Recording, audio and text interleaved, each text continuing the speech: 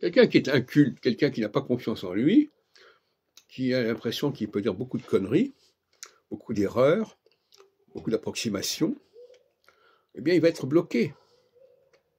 Parce que peut-il se permettre de dire des choses originales sans le vouloir et sans le savoir?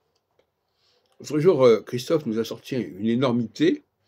Il pensait que les péchés capitaux avaient un rapport avec le capital. Alors quand on en est à ce stade-là, d'ignorance et d'inculture, comment voulez-vous qu'on puisse sérieusement savoir ce qui est nouveau, ce qui est différent, ce qui est créatif? On ne peut pas le savoir. Il y a trop d'interrogations, trop de doutes, trop d'incertitudes dans ses connaissances pour qu'il puisse prendre le parti d'innover. Mais en même temps, il peut innover sans le vouloir et sans le savoir. Il est dans une sorte d'incertitude. Je vais dire quelque chose, je ne sais pas si ce que je dis est connu ou pas connu, si je le dis est valable ou pas valable. Donc, il est dans une sorte de double bind, si vous voulez, qui va le contraindre à tenir des propos un peu inconsistants, un peu compliqués, de façon à ce qu'on ne puisse pas vraiment le coincer, en tenant un discours alambiqué, bizarre, étrange, comme ça, qui, une sorte de discours un petit peu,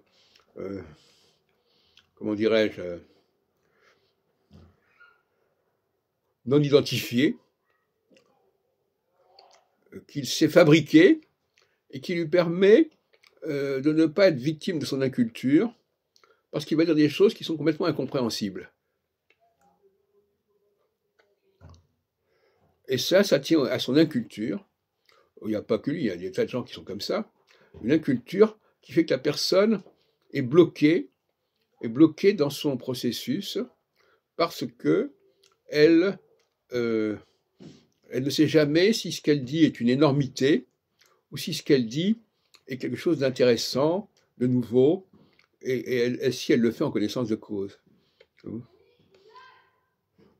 Et dans nos cafés philo McDo, nous avons ce genre de problème, j'en ai parlé tout à l'heure dans une autre vidéo, de gens qui sont soit des immigrés qui voudraient à la fois être dans la norme, mais qui en même temps ne peuvent pas être originaux, parce que en étant originaux, ils vont plus être dans la norme, donc on va se poser des questions à leur sujet, voilà, etc., etc.